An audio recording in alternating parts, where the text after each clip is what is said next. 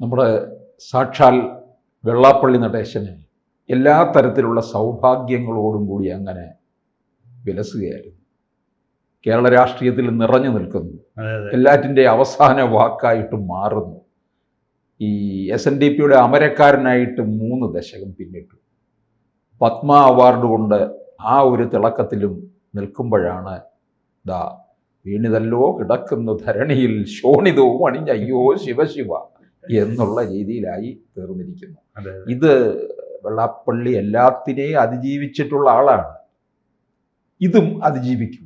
അത് ചിലപ്പോൾ ദൈവം പിണങ്ങി കാണും. ഈ പത്മഭൂഷണൊക്കെ അങ്ങ് കൊടുത്തു കഴിഞ്ഞപ്പോൾ ദൈവം തന്നെ ഞെട്ടിക്കാണും. ഇതെന്താ, ഏത് വകുപ്പിലാണ് ഈ പത്മഭൂഷൺ കൊടുത്തത്? ആ ലിസ്റ്റിൽ നോക്കിയപ്പോൾ അതിൽ ഇത്രയുമുള്ള മഹാന്മാരവിടെ എത്തിയതായിട്ട് ദൈവം പോലും കണ്ടു കാണില്ല. അപ്പോൾ അതൊന്ന് ദൈവം തന്നെ ഞെട്ടിയതിൻ്റെ പ്രതിഫലനമാണോ എന്ന് നമുക്ക് സംശയിക്കേണ്ടിയിരിക്കും. വെള്ളാപ്പള്ളി നടേശൻ ലോകത്ത് എല്ലാവരെയും വിമർശിക്കും, ലോകത്തെ എല്ലാവരെയും കീഴടക്കും എന്നുള്ളൊരു രീതിയിൽ പൊയ്ക്കൊണ്ടിരിക്കുകയായിരുന്നു. പക്ഷെ ലോകം അങ്ങനെയല്ല എന്നുള്ളത് നമ്മൾ മനസ്സിലാക്കണം, വെള്ളാപ്പള്ളി നടേശനും മനസ്സിലാക്കണം. ലോകത്ത് നമുക്ക് എല്ലാത്തിനെയും കീഴടക്കാൻ ഈ പ്രകൃതി നിയമം അനുവദിക്കുന്നില്ല. ഒരു പരിധി വരെ നമുക്ക് നല്ല സേവനം നടത്തുന്നവർക്ക് ചിലപ്പോൾ തെളിഞ്ഞു നിൽക്കാനുള്ള അവസരം കൊടുക്കും. എന്നാൽ പോലും ചിലപ്പോൾ തട്ട് കിട്ടും. മാന്യനായിട്ടും മര്യാദയ്ക്കും സേവന മനസ്കതയോട് പെരുമാറുന്നവർക്ക് വരെ തട്ട് കിട്ടുന്ന കാലത്താണ് നമ്മൾ ജീവിക്കുന്നത്. കലികാലം എന്ന് പറയുന്നത്. കാരണം എല്ലാവരും നേതാവും, എല്ലാവരും പണക്കാരും, എല്ലാവർക്കും കാറും വണ്ടിയും വലിയ വീടും. 2 നിലയില്ലാത്ത വീട് ഇപ്പോൾ ആർക്കും ഇല്ല എന്നുള്ള അവസ്ഥയിൽ ആയിട്ടുണ്ട്. പിന്നെ പിണറായി പറയുന്ന അതിദാരിദ്ര്യം എന്ന് പറഞ്ഞാൽ കുറച്ച് വിഭാഗങ്ങളാണ് പാവങ്ങൾ. ആ അവസ്ഥയിലൊക്കെ ഇരിക്കുന്നത്. 2 മുറി ഉണ്ടെങ്കിലും 2 നിലയാക്കി അത് വെക്കുക. അങ്ങനെയൊക്കെയാണ് നമ്മുടെ ആൾക്കാർ ഇന്ന് ജീവിച്ചു വരുന്നത്. അപ്പം കേരളത്തിൽ ജീവിക്കുക വലിയ പാടാണ്. നേതാവായി ജീവിക്കുക അതിനേക്കാൾ പാടാണ്. പിന്നെ മറ്റു ചിലരെ പാര വെച്ചും കോല് വെച്ചും ഒക്കെ ആയിട്ട് ജീവിക്കുകയാണെങ്കിൽ തിരിച്ചടി എപ്പോൾ കിട്ടിയെന്ന് ചോദിച്ചാൽ മതി. കാരണം മലയാളി അങ്ങോട്ട് പണിതാൽ ഇങ്ങോട്ട് പണിയാൻ ഒട്ടും മോശമല്ല. അങ്ങോട്ട് പണിയാതെ തന്നെ ഇങ്ങോട്ട് പണിയുന്നവരാണ് മലയാളികൾ. അപ്പോൾ ആ വിധത്തിലുള്ള പ്രശ്നം SNDPക്കകത്ത് കുറേ നാളായിട്ട് നടക്കുന്നുണ്ട്. അവിടെ തിരുവായ്ക്ക് എതിർവായില്ല, യാതൊരുവിധ കണക്കും വഴക്കും ഇല്ല. അങ്ങനെ പോയിക്കൊണ്ടിരിക്കുകയായിരുന്നു. അദ്ദേഹം പറയുന്നതാണ് കണക്ക്. പക്ഷേ അത് ഈ കമ്പനി രജിസ്ട്രാർ എന്ന് പറയുന്ന ഒരു കുന്തം അതിനകത്തുള്ളത് വലിയൊരു പ്രശ്നമാണ്. നമ്മളൊരു സാധനം കമ്പനിയായിട്ട് രജിസ്റ്റർ ചെയ്തു പോയാൽ ഇപ്പോൾ ഭയങ്കര സ്ട്രിക്റ്റാണ്. നരേന്ദ്രമോദി വന്നതിന് ശേഷം ഈ കമ്പനികളെല്ലാം അദ്ദേഹം വളരെ സ്ട്രിക്റ്റായിട്ട് വാച്ച് ചെയ്യുകയാണ്. കണക്ക് കൊടുത്തില്ലെങ്കിൽ രജിസ്ട്രാർ തന്നെ ചിലപ്പം കമ്പനിയുടെ രജിസ്ട്രേഷൻ എടുത്ത് കളയും. അങ്ങനത്തെ അവസ്ഥയാണ്. ഈ SNDP കമ്പനി ആക്ട് പ്രകാരം രജിസ്റ്റർ ചെയ്തിരിക്കുന്ന ഒരു സ്ഥാപനമാണ്. അപ്പോൾ അതുകൊണ്ട് കമ്പനീസ് രജിസ്ട്രാറിൻ്റെ മുമ്പാകെ കണക്കും റിപ്പോർട്ടും ഒക്കെ കൊടുക്കേണ്ട, വാർഷിക റിപ്പോർട്ടും കൊടുക്കേണ്ട ബാധ്യതയുണ്ട്. കണക്ക് കൊടുത്തില്ലെങ്കിൽ അവർ വലിയ സ്ട്രിക്റ്റ് ആയിട്ട് എടുക്കും. അതാണിപ്പോൾ പറ്റിയിരിക്കുന്നത്. അദ്ദേഹം 3 വർഷത്തെ ആയിട്ടുള്ള കണക്ക് കൊടുത്തിട്ടില്ല. കൊടുത്ത കണക്കുകൾ തന്നെ ഒരു കണക്കാണ്. ഇതൊക്കെ നിൽക്കുകയാണ്. അപ്പോൾ അതുകൊണ്ട് ചില ബുദ്ധിമുട്ടുകൾ ഉണ്ടായിട്ടുണ്ട്.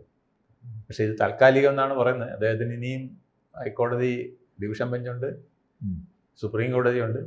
കുറേ നാളും കൂടെയൊക്കെ നീണ്ടുപോകാനുള്ള ചാൻസ് കിട്ടും. പിന്നെ ഇതൊന്നുമല്ല പ്രധാന കാരണം. ഇനി ഇദ്ദേഹത്തെ മുച്ചൂടും മുടിക്കുന്ന വിധത്തിൽ തള്ളിക്കളഞ്ഞാലും അടുത്ത ഭരണത്തിൽ വരാൻ പോകുന്ന അദ്ദേഹമാണ്. കേരളത്തിൽ എവിടെയൊക്കെ SNDPയുടെ ശാഖയുണ്ടോ, കൊടിയുണ്ടോ, അതൊക്കെ നിലനിർത്തുന്നതും കൊടി കെട്ടുന്നതും മുഴുവൻ വെള്ളാപ്പള്ളിയുടെ ആളുകളാണ്.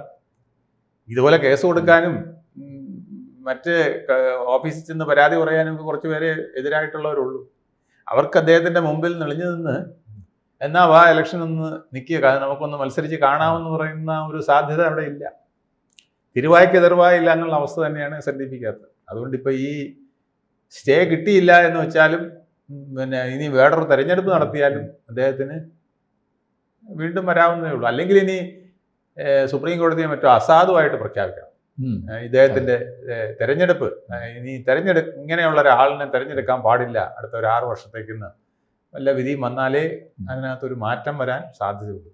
അല്ലാത്തടത്തോളം ഇന്നല്ല നാളെയല്ല ഇന്ന് ഇലക്ഷൻ വന്നാലും ഇപ്പോഴത്തെ സെറ്റപ്പിൽ വെള്ളാപ്പള്ളി നടേശനെ പൊട്ടിക്കാൻ പറ്റില്ലെന്ന് മാത്രമല്ല, ഒരു നല്ല മത്സരം കാഴ്ചവെക്കാൻ പോലും എതിരാളികൾ മുഴുവൻ ഒന്നിച്ചു നിന്നാൽ പോലും കഴിയില്ല.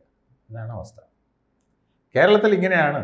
കേരളത്തിൽ തടിമിടുക്കും തൻ്റെ ഇടവും ആൾബലവും കാശും ഒക്കെ ഉണ്ടെങ്കിൽ ഇച്ചിരി അധർമ്മവും ആവാമെന്നുള്ള അവസ്ഥയിൽ എത്തിയിരിക്കുകയാണ്. തെരഞ്ഞെടുപ്പ് അടുത്ത അടുത്ത് നിൽക്കുന്ന വേളയിലാണ് വെള്ളാപ്പള്ളിക്ക് ഇങ്ങനെ ഒരു പതനം വന്നത്. അതെ അതെ, അതുകൊണ്ട് കാര്യമില്ലെന്നേ. ഇല്ല. കാരണം വീണ്ടും അവിടെ നിൽക്കുന്നത് മുഴുവൻ അദ്ദേഹത്തിന്റെ ആളല്ല. ഇപ്പൊ തന്നെ അതിന്റെ സെറ്റപ്പ് അദ്ദേഹം ചെയ്ത് കാണും. അടുത്ത പരിപാടി എന്താണെന്നുള്ളത് നോക്കി എല്ലാം ചെയ്യാൻ അദ്ദേഹത്തിന് അറിയാം, അദ്ദേഹം ചെയ്ത് കാണും. SNDP പുതിയ പാനൽ വന്നു കഴിഞ്ഞാലും വെള്ളാപ്പള്ളിയുടെ നിയന്ത്രണത്തിലായിരിക്കും, യാതൊരു സംശയവും. ആ പാനൽ ചിലപ്പോൾ അസാധുവായി പോയാലേ ഉള്ളൂ. അതെ അതെ, മനസ്സിലായില്ലേ? അല്ലാതെ ഒരിക്കലും ആ പാനല് വെള്ളാപ്പള്ളിക്കെതിരെ അല്ലെങ്കിൽ മോൻ തുഷാർ വെള്ളാപ്പള്ളിക്കെതിരെയും ഇപ്പൊ ജയിച്ചു വരാൻ പറ്റില്ല. ഒരു ചെറുവിരൽ പോലും അനക്കത്തില്ല.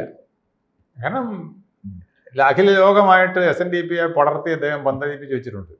അതിന് ചിലപ്പം SN കോളേജിലെ അധ്യാപക നിയമനത്തിന്റെ പണമൊക്കെ എടുത്തിട്ടുണ്ടാവും, അങ്ങനെ പല കാര്യങ്ങളും ചെയ്തിട്ടുണ്ടാവും. പക്ഷേ അദ്ദേഹം സംഘടനയെ അദ്ദേഹത്തിൻ്റെതാക്കി നിലനിർത്തി.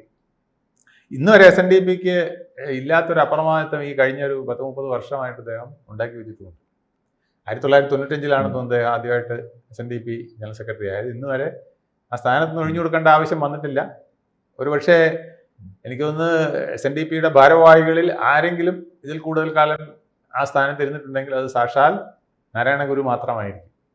അദ്ദേഹം മരണം വരെ SNDPയുടെ പ്രസിഡന്റായിട്ട് ഇരുന്നിട്ടുണ്ട്. അദ്ദേഹത്തിൻ്റെ ആ ഒരു അലംഘനീയമായ ശക്തിയും തേജസ്സും കൊണ്ട് ഇരുന്നതാണ്. ഇതിപ്പം മറ്റ് പല തേജസ്സുകളാണ്, പണത്തിൻ്റെയും ആൾബലത്തിൻ്റെയും മുഷ്കിൻ്റെയും രാഷ്ട്രീയ പിൻബലത്തിൻ്റെയും കുതന്ത്രത്തിൻ്റെയും എല്ലാം അദ്ദേഹത്തിൻ്റെ ഉണ്ട്. അതൊക്കെ കൊണ്ട് അദ്ദേഹം ഇനിയും അങ്ങനെ ഒരുപക്ഷെ ശ്രീനാരായണ ഗുരുവിന് ശേഷം അന്ത്യയാമങ്ങൾ വരെ ആ സ്ഥാനത്തിരിക്കുന്ന ഒരാളെന്ന് പറയുന്നത് അദ്ദേഹമായിരിക്കും. ഇപ്പം ഈ കോടതി കാണിച്ച ചതി ഒഴിച്ചാൽ, ഇല്ലെങ്കിൽ അത് തുടർന്നു പോയാൽ. കോടതി ഇപ്പം തൽക്കാലത്തേക്ക് പുറത്താക്കിയതുകൊണ്ട് ഒരു ബ്രേക്ക് വന്നുപോയി. ഇല്ലെങ്കിൽ ബ്രേക്ക് ഇല്ലാതെ 95 മുതൽ അന്ത്യയാമങ്ങൾ വരെ SNDPയുടെ ജനറൽ സെക്രട്ടറി ആയിരിക്കുന്ന അദ്ദേഹം തന്നെയായിരുന്നേ. അതുകൊണ്ട് ഇനിയും വലിയ മാറ്റമൊന്നും വരില്ല. പക്ഷേ കുറച്ച് നിയന്ത്രണങ്ങൾ വരും, കുറച്ച് ശ്രദ്ധ വരും. കണക്ക് കൃത്യമായിട്ട് കൊടുക്കണം എന്നുള്ളത് ഇനി അദ്ദേഹം പഠിച്ചു കഴിഞ്ഞു. ഇനി ചാർട്ടേഡ് അക്കൗണ്ടന്റുമാരുടെ അദ്ദേഹം പറയും, എല്ലാ മാസവും എല്ലാ വർഷവും ഡിസംബർ 31 മുമ്പായിട്ട് ആ രജിസ്ട്രാറുടെ മുമ്പ് കമ്പനി രജിസ്ട്രാർക്ക് നമ്മുടെ കണക്ക് കൃത്യമായിട്ട് കൊണ്ട് കൊടുത്തേക്കണം, അതിനി മാറ്റം വരുത്തരുതെന്ന് അദ്ദേഹം അടുത്ത തവണ മുതൽ പറയും. പിന്നെ അതോടെ ആ പ്രശ്നവും തീരും.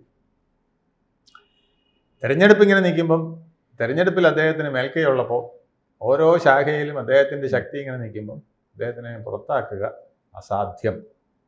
അതുകൊണ്ട് ഇനിയും വെള്ളാപ്പള്ളി നീണാൾ വാഴും. അല്ല, രാഷ്ട്രീയത്തിൽ ഇനിയും അദ്ദേഹത്തിൻ്റെ പ്രസൻസ് പഴയതുപോലെ തന്നെ തുടരും. രാഷ്ട്രീയത്തിൽ മാത്രമല്ല, സാമൂഹിക രംഗത്തും എല്ലാം അദ്ദേഹത്തിൻ്റെ പ്രസൻസ് അതുപോലെ തുടരും. കാരണം അദ്ദേഹത്തിന് ഒരു അല്പം ഇഴച്ചാണ് പറയുന്നതെങ്കിലും വാക്കുകൾ ഭയങ്കര മൂർച്ചയുള്ള ഷാർപ്പാണ്. അതുള്ളതുകൊണ്ട്, അല്ലാതെ അദ്ദേഹം രാഷ്ട്രീയത്തിൽ അട്ടിമറി നടത്തിയിട്ടൊന്നുമില്ല. അദ്ദേഹം പറഞ്ഞ പല കാൻഡിഡേറ്റ്സും പലപ്പോഴും ജയിക്കുമെന്ന് പറഞ്ഞത് തോക്കുമെന്ന് പറഞ്ഞാൽ ജയിക്കുകയൊക്കെ ചെയ്തിട്ടുണ്ട്. ജയിക്കും, ഭരണത്തിൽ വരുമെന്ന് പറഞ്ഞ മുന്നണി മാറിപ്പോയി അപ്പുറത്തെ മുന്നണി വരികയും ചെയ്തിട്ടുണ്ട്. അപ്പോഴന്നേരം വേറൊരു അടവ് അദ്ദേഹം പ്രയോഗിച്ച് വാക് സാമർഥ്യം കൊണ്ട് അതിനെ മാറ്റി എഴുതും. മന്ത്രിമാരെ അങ്ങനെ അദ്ദേഹം കൈക്കലാക്കും, വിരട്ടും. ചില സമയങ്ങളിൽ തനിക്ക് ആവശ്യമുള്ളതെല്ലാം പിടിച്ചു പറ്റാനായിട്ട് വേണ്ടത് ചെയ്യും. അങ്ങനെയൊക്കെ അദ്ദേഹം ഗിമ്മിക്കുകൾ കാണിച്ച് പോകുന്നതിൽ വളരെ വിദഗ്ധനാണ്, മിടുക്കനാണ്. ആ മിടുക്ക് എനിക്ക് തോന്നുന്നു കുറേ ഇപ്പം തുഷാറിനും കിട്ടിയിട്ടുണ്ട്. നന്നായിട്ടൊക്കെ ഒരുവിധം സംസാരിക്കുകയും പിന്നെ ഇത്രയും ബഹളമില്ലാതെ ചെറുടെ അച്ചടക്കത്തോടു കൂടി കാര്യങ്ങൾ ചെയ്യുകയൊക്കെ ചെയ്യുന്ന ഒരു പക്വത തുഷാറിനും വന്നിട്ടുണ്ട്. അതുകൊണ്ട് ഇനിയിപ്പം വെള്ളാപ്പള്ളി മാറി നിന്ന് ഇനി മോഹം കയറി ഇരിക്കട്ടെ എന്ന് പറഞ്ഞാൽ പോലും കാര്യങ്ങൾ ഭംഗിയായിട്ട് പോകും. അതിനൊന്നും ബുദ്ധിമുട്ട് വരില്ല. ഇലക്ഷൻ നടക്കുമെങ്കിൽ ഇലക്ഷനിൽ ഇദ്ദേഹത്തിന് മത്സരിക്കാൻ അയോഗ്യത കോടതി കൽപ്പിക്കാതിരുന്നാൽ വീണ്ടും വെള്ളാപ്പള്ളി നീണാൾ വാഴും. കൂടുതൽ വാർത്തകളും വിശേഷങ്ങളും നിങ്ങളിലേക്ക് എത്താൻ ABC മലയാളം സബ്സ്ക്രൈബ് ചെയ്യുക, ബെൽ ബട്ടണും അമർത്തുക.